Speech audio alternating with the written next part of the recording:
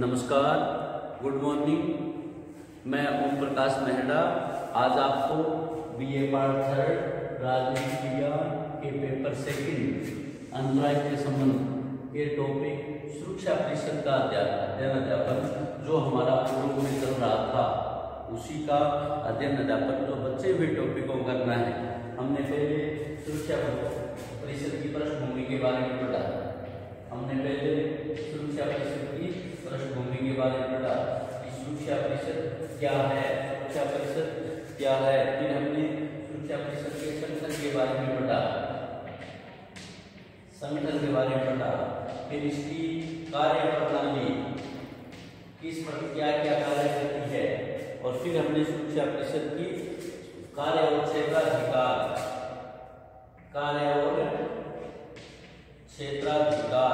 कार्य क्या है सुरक्षा परिषद के, उन कार्यों के बारे में क्षेत्राधिकार कार्य और क्षेत्राधिकार, पृष्ठभूमि, संगठन, कार्य और क्षेत्राधिकार।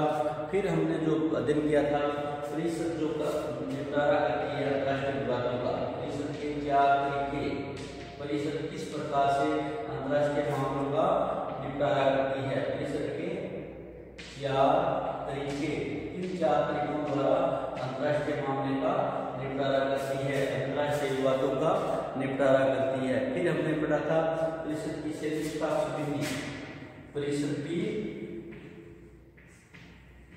सैनिक स्टाफ समिति, परिषद की सैनिक स्टाफ समिति। फिर हमने किया था परिषद की मतदान प्रणाली, परिषद की मतदान प्रणाली। फिर हमने जो टॉपिक किया था वो किया था निषेधाधिकार की पृष्ठभूमि, निषेधाधिकार की पृष्ठभूमि, निषेधाधिकार की पृष्ठभूमि, निषेधाधिकार की पृष्ठभूमि। फिर हमने जो किया था वो किया था निषेधाधिकार का आज तक प्रयोग, निषेधाधिकार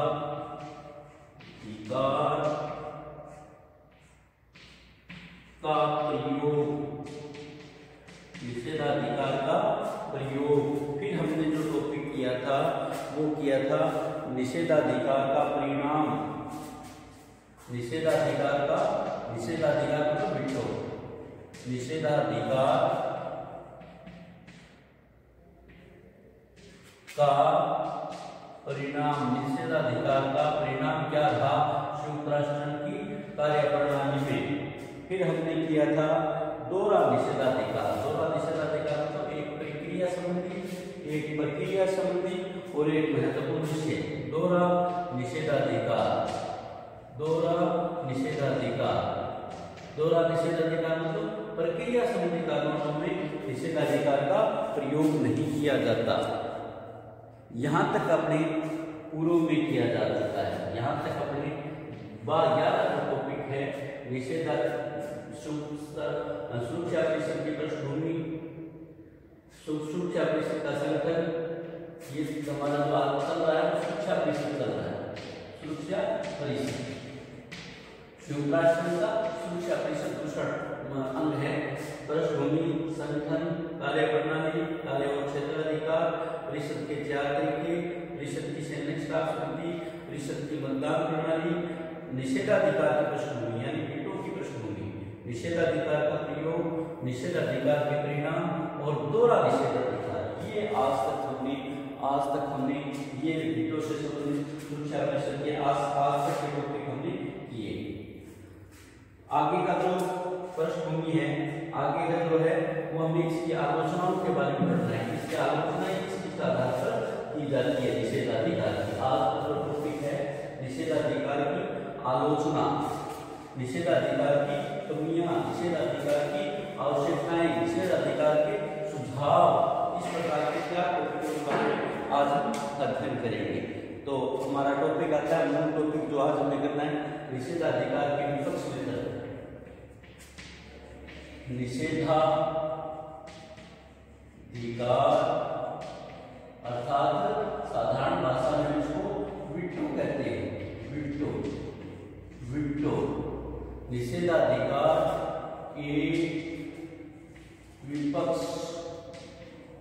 निषेधाधिकार के विपक्ष में तर्क, निषेधाधिकार के विपक्ष में तर्क, या हम इसको आलोचना कह सकते हैं।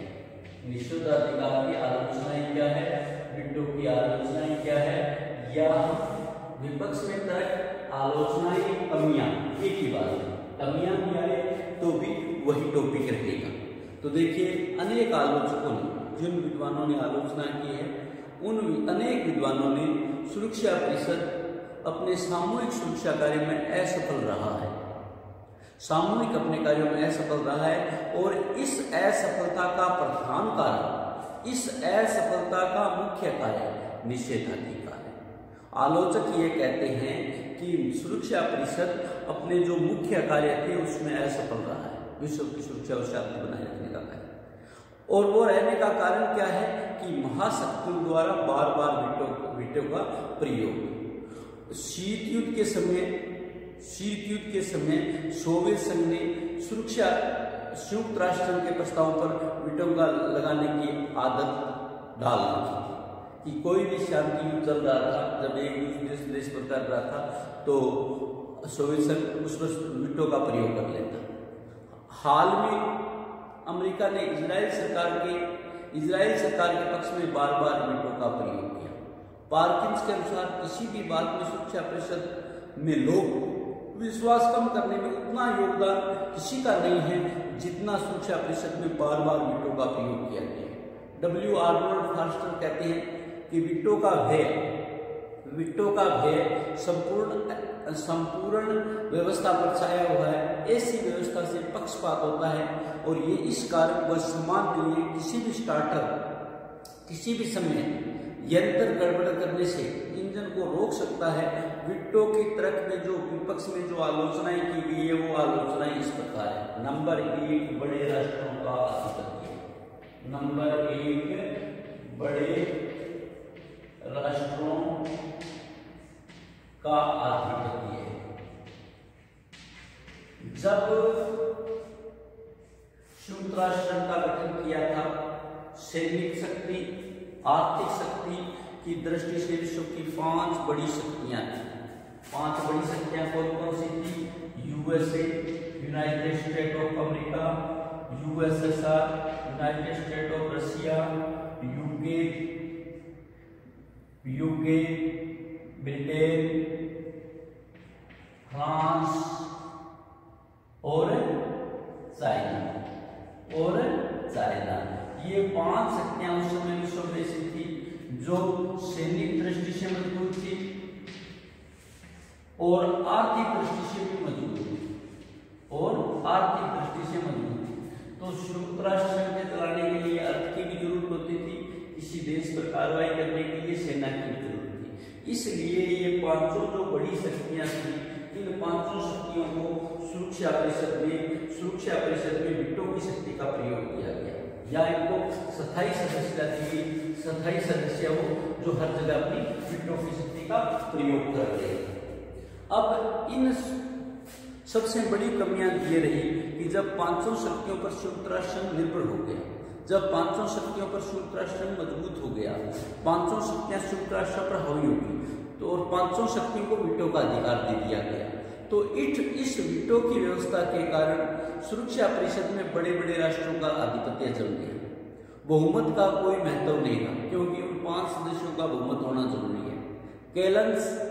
कैल्सन ने लिखा है कि वीटो के द्वारा संयुक्त राष्ट्र संघ के 5 स्थायी सदस्यों द्वारा निषेधाधिकार प्राप्त हो गया। इन 5 सदस्यों को वीटो की शक्ति प्राप्त होगी। इस प्रकार अन्य सदस्यों से उनकी कानूनी प्रभुता स्थापित होगी। इस प्रकार से उन्हें कानूनी प्रभुता स्थापित होगी कि किसके खिलाफ हमें कार्रवाई करनी है, किसके खिलाफ हमें कार्रवाई नहीं करनी है। चार्टर के द्वारा सब सदस्यों को समान माना गया था, परंतु चार्टर की सब सदस्यों को समान मानने की बात है, सब सदस्यों को समान मानने का चार्टर है, उसको इस वीटो की शक्ति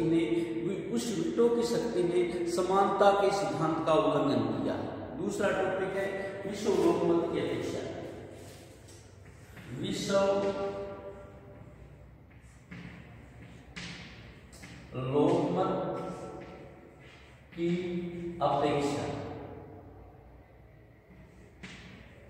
विश्वावलोकन की उपेक्षा, यानी विश्वावलोकन हमारा संयुक्त राष्ट्र संघ का पहला जो अंग है वह महासभा है, और महासभा में सभी सदस्य देश उसके सदस्य हैं। वर्तमान में कितने सदस्य देश हैं? 193। और सुरक्षा परिषद में सदस्य देशों की संख्या कितनी है? सुरक्षा परिषद में वर्तमान में 5 + 10, 5 + 10 है। कोई भी निर्णय करना है उस 5 की सहमति जरूरी है, चाहे 2 रुपये बहुमत हो, चाहे आधी से ज्यादा हो। कोई भी जो प्रस्ताव पारित करना है, कुछ भी करना है, उसमें 5 सदस्यों के तो ये 193 सदस्य जो चाहते हैं, जिसमें पूरे विश्व का लोकमत है, उसमें अगर 5 सदस्य नहीं चाहते हैं तो उस मत को गिराया जा सकता है। इस आधार पर हम ये कह सकते हैं, इस आधार पर हम ये कह सकते हैं कि निषेधाधिकार के कारण, निषेधाधिकार की शक्ति के कारण विश्व लोकमत की उपेक्षा हुई है, विश्व लोकमत की अपेक्षा पर खरा नहीं उतरा है। वीटो के प्रयोग से सुरक्षा परिषद का कोई भी स्थायी सदस्य किसी भी कार्रवाई को विफल कर सकता है, और जिससे जो 193 सदस्य चाहते हैं उस विश्व लोकमत की उपेक्षा होगी। तीसरी जो आलोचना है, वीटो महाशक्ति की निरक्षता और समझता का परिणाम।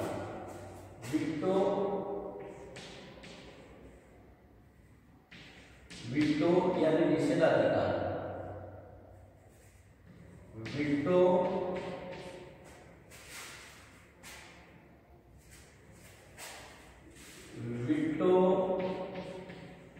महाशक्तियों, वीटो महाशक्तियां मतलब जो 5 सदस्यों को सुरक्षा परिषद से स्थायी सदस्य है, महाशक्तियों की निरंकुशता, महाशक्तियों की निरंकुशता और स्वतंत्रता का परिणाम, और स्वतंत्रता का परिणाम। वीटो के द्वारा वीटो महाशक्तियों की निरंकुशता और स्वतंत्रता का परिणाम। वीटो वह शक्तियां हैं जिसमें महाशक्तियां निरंकुश हो सकती हैं।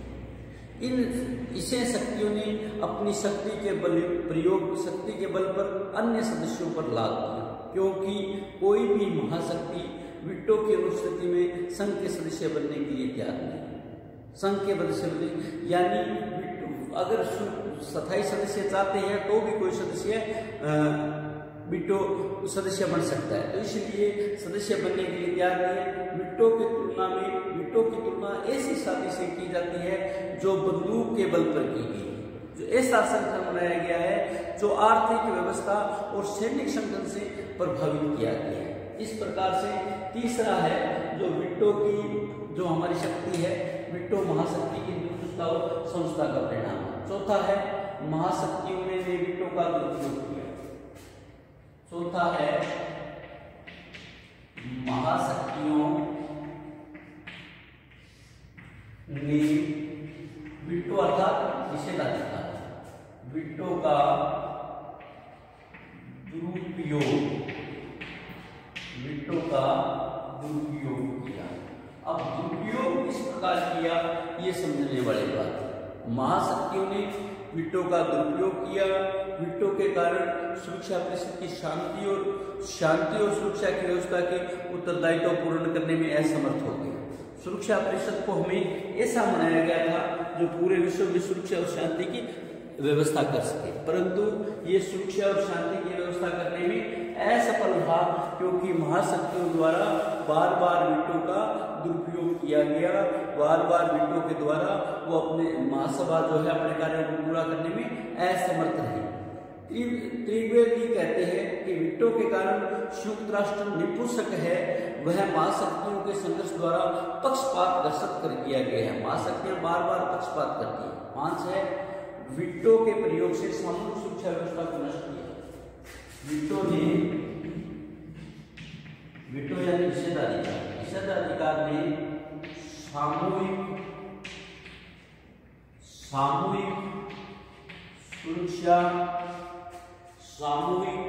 सुरक्षा व्यवस्था को नष्ट किया। सुरक्षा व्यवस्था को नष्ट किया। विट्टो ने सामूहिक सुरक्षा व्यवस्था को नष्ट किया। इस बात को थोड़ा समझने की जरूरत है। विट्टो के प्रयोग से, विट्टो ने जब बार बार प्रयोग किया तो सामूहिक सुरक्षा परिषद नष्ट कर दिया। अब राष्ट्र, कोई भी देश अपनी सुरक्षा के लिए नाटो, सीटो, सेटो जैसे प्रादेशिक संगठनों की रचना करने लगे। सुरक्षा परिषद द्वारा बार बार महाशक्ति का प्रयोग करने से दूसरे संगठनों का निर्माण हुआ। सन 1946 में फिलिस्तीन के प्रतिनिधियों ने यहाँ तक कहा कि विट्टो एक फैक्स देते हैं, संयुक्त राष्ट्र में सभी व्यवहारिकताओं को रोक देता है। विट्टो एक ऐसी चीज है। सुरक्षा परिषद के 27 सदस्यों को विट्टो पावर के आलोचकों का कहना है कि यह व्यवस्था समाप्त होने से सुरक्षा परिषद से बहुमत से निर्णय हो सके और सुरक्षा परिषद के रूप बदलने के पक्ष में तर्क दिए गए। इन 5 में से एक स्थायी सदस्य विट्टो की पावर को खत्म करने में दिलचस्पी इतने दिखाता। संयुक्त राष्ट्र संघ के चार्टर में किसी भी बदलाव के लिए 5 स्थायी सदस्यों की सहमति जरूरी है और 5 में से कोई भी यह नहीं चाहता कि सुरक्षा परिषद से विट्टो को हटाया जाए या 5 को निषेधाधिकार की शक्ति न दी जाए। ये तो है निषेधाधिकार के विपक्ष में तर्क, निषेधाधिकार की आलोचनाएं, विपक्ष में तर्क, निषेधाधिकार की कमी। दूसरा तो हमारा इसमें टॉपिक है वह है निषेधाधिकार के पक्ष में तर्क। निषेधाधिकार के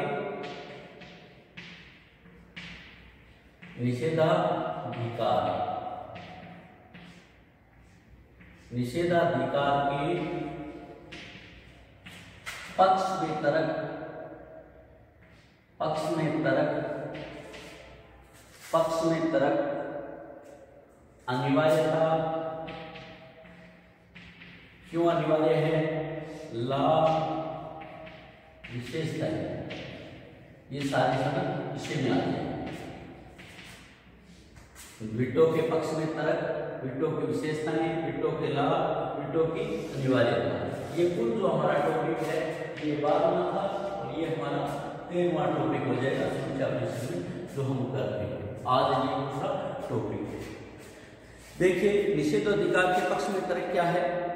सुरक्षा परिषद में विट्टो की व्यवस्था को हटा देने की समस्या का समाधान नहीं हो सकता। जो पक्षकार लोग हैं जो अनिवार्यता बताते हैं वो ये कहते हैं विचारक कि सुरक्षा परिषद में विट्टो की व्यवस्था को हटा देने से समस्या का समाधान नहीं हो सकता। सोवियत संघ ने संयुक्त राष्ट्र का एक प्रभावशाली सदस्य बनाए रखने के लिए यह व्यवस्था आवश्यक है। संयुक्त राष्ट्र में एक प्रभावशाली संघ बनाए रखने के लिए यह व्यवस्था आवश्यक है। विट्टो की व्यवस्था न होने से अमेरिका, ब्रिटेन जैसे विश्व के राष्ट्रों के लिए व्यवस्था आवश्यक थी। विट्टो की व्यवस्था न होने से अमेरिका विश्व के राष्ट्रों को बहुमत प्राप्त था और सोवियत के सहयोगी जो देश थे वो हर मौके पर पराजित कर सकते थे। इस हालत में संयुक्त राष्ट्र के पश्चिमी गुट के हाथों में एक कठपुतली बन जाता। संयुक्त राष्ट्र का उसमें सोवियत संघ का उसमें शामिल होना अति आवश्यक होना व्यर्थ होता। विट्टो की व्यवस्था में सोवियत संघ ने संयुक्त राष्ट्र में उतना ही महत्वपूर्ण प्रभावशाली बना दिया जितना ब्रिटेन और अमेरिका का बहुमत था। ए स्टीवंस ने कहा है कि स्वयं विट्टो हमारी कठिनाइयों का आधारभूत कारण नहीं है। यह सोवियत संघ के लोगों का साथ दुर्भाग्य एवं दीर्घ स्थिति मतभेदों का प्रतिबिंब मात्र है। संक्षेप में विट्टो के पक्ष में जो तर्क दिए हैं वो कौन कौन से है निम्नानुसार। संयुक्त राष्ट्र की सफलता के लिए आवश्यक नंबर 1 है संयुक्त राष्ट्र संघ की सफलता के लिए आवश्यक। संयुक्त राष्ट्र की सफलता के लिए आवश्यक। विट्टो इसलिए जरूरी है, कोई भी संगठन तभी मजबूत होता है जब वो शक्तिशाली है और शक्ति कुछ लोगों के हाथ में। तो इसलिए सबसे महत्वपूर्ण महत्वपूर्ण विशेषता ये है कि संयुक्त राष्ट्र की सफलता के लिए अत्यंत आवश्यक है, विट्टो अत्यंत आवश्यक है, जिससे विश्व में महाशक्तियों के पारस्परिक सहयोग से सुरक्षा और शांति की व्यवस्था स्थापित की जाती है। महाशक्तियों के सहयोग के बिना सामूहिक व्यवस्था संभव नहीं है। संयुक्त राष्ट्र की सफलता का एक कारण अमेरिका और राष्ट्र का इससे पृथक रहना भी था। अमेरिका और रूस का इससे पृथक रहना था। स्टीवन के शब्दों में, यदि 5 बड़े राष्ट्र महत्वपूर्ण हितों से संबंधित किसी मामले में राजी नहीं होते हैं तो उनमें से किसी के एक विरुद्ध शक्ति का प्रयोग एक बड़े युद्ध को जन्म दे देते हैं। इसलिए वीटो की शक्ति महत्वपूर्ण आवश्यक है। दूसरा है वीटो की व्यवस्था से शांति और सुरक्षा संबंधी मामलों में बड़े राष्ट्रों का सहयोग। वीटो की शक्ति से बड़े राष्ट्रों का सहयोग। विश्व में तरह तरह की योजनाएं चलती हैं, तरह तरह के कार्यक्रम संयुक्त राष्ट्र द्वारा चलाए जाते हैं। ये जब कार्यक्रम चलाए जाते हैं तो इन कार्यक्रमों के लिए मजबूत संगठन का होना जरूरी है, मजबूत देशों का होना जरूरी है। तो वीटो की व्यवस्था से शांति और सुरक्षा संबंधी मामलों में बड़े राष्ट्रों का सहयोग निश्चित करने के लिए यह तय किया गया। भाई बड़े राष्ट्रों का सहयोग कैसे लिया जाए, उनके लिए तय किया गया कि सुरक्षा परिषद का जो निर्णय होगा वो सोच समझकर ये पूर्ण जिम्मेदारी के साथ होगा। ये ऐसा निर्णय नहीं कर सकेंगे जिसमें पूरा करने में शक्ति उसमें न हो, क्योंकि इन निर्णयों के साथ होगा, निर्णय नहीं कर सकेंगे, इसको पूरा न हो, क्योंकि इन निर्णयों करने के लिए 5 राष्ट्रों का सहयोग अनिवार्य था, 5 बड़े सहयोगों का अनिवार्य था। अतः उन निर्णयों को क्रियान्वित करने के लिए सामूहिक दायित्व होगा। अतः इस कार्य की सफलता निश्चित की जा सकती है। तीसरा है वीटो कई बार अंतर्राष्ट्रीय विवादों को शांतिपूर्ण हल करने में वरदान साबित हुआ है। वीटो से अंतर्राष्ट्रीय विवाद शांतिपूर्ण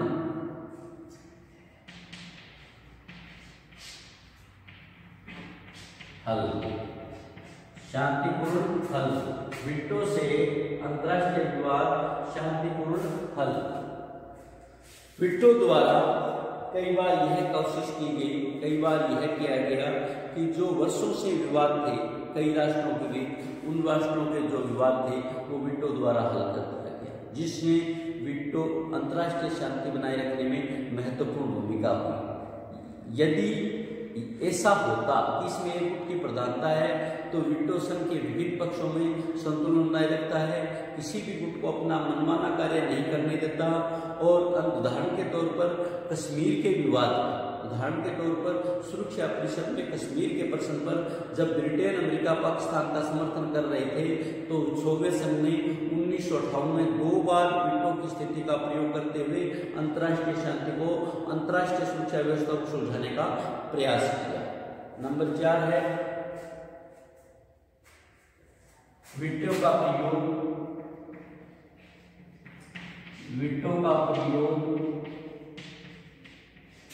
बड़ी शक्तियां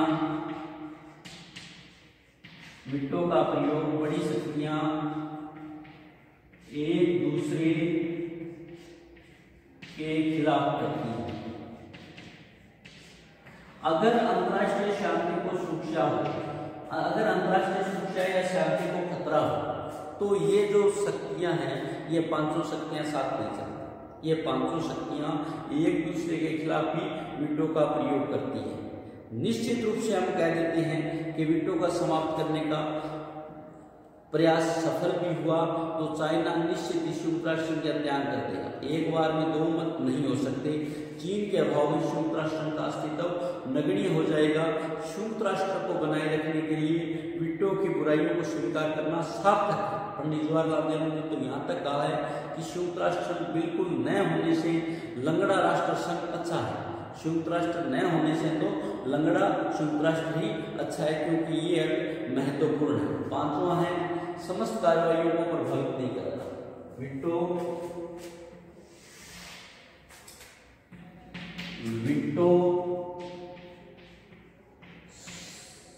समस्त कार्यवाहियों को प्रभावित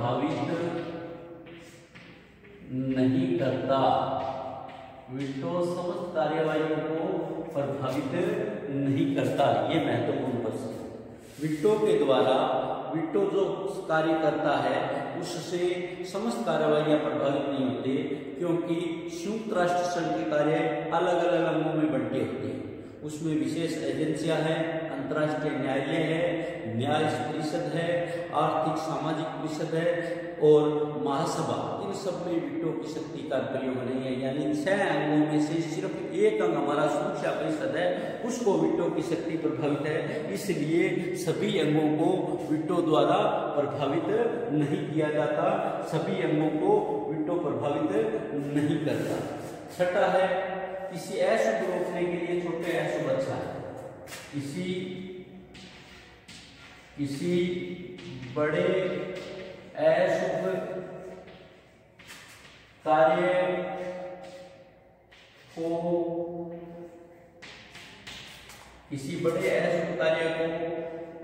रोकने के लिए छोटा अशुभ ठीक है।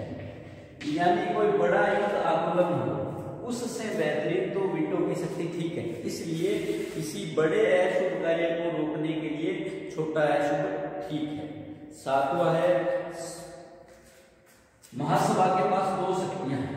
एक तो है शांति के लिए एकता प्रस्ताव, शांति के लिए एकता प्रस्ताव, और दूसरा है छोटी असेंबली। इन दोनों एजेंसियों ने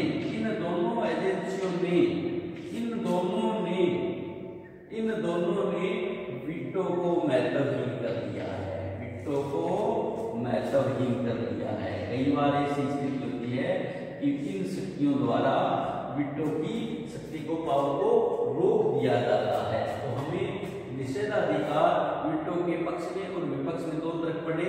विपक्ष में तरफ ये थे बड़े राष्ट्रों का आधिपत्य, विश्वलोकमत की उपेक्षा, वीटो महाशक्तियों की निरंकुशता और संस्था का परिणाम, महाशक्तियों ने वीटो का दुरुपयोग किया, वीटो के सामूहिक सुरक्षा व्यवस्था को नष्ट किया। दूसरा था निषेधाधिकार के पक्ष में था, संयुक्त राष्ट्र संघ की सफलता के लिए आवश्यक है, वीटो की शक्ति में बड़े राष्ट्रों का सहयोग जरूरी है, वीटो में अंतर्राष्ट्रीय विरोध शांति प्रदान किया है, वीटो का प्रयोग बड़ी शक्तियों में एक दूसरे के खिलाफ करती है, वीटो समस्त कार्यवाहियों को प्रभावित करता है। किसी भी छोटे बड़े अशुभ के लिए छोटा अशुभ ठीक रहता है। नेक्स्ट जो सबसे महत्वपूर्ण है, जो वीटो के पक्ष में तर्क है कि शांति के लिए एकता प्रस्ताव, ये 2 शक्तियां ऐसी है, ये 2 वर्सेस असेंबली ऐसी है जो क्या करती है, वीटो के प्रस्ताव को रोकती है। थैंक यू, धन्यवाद, नमस्कार।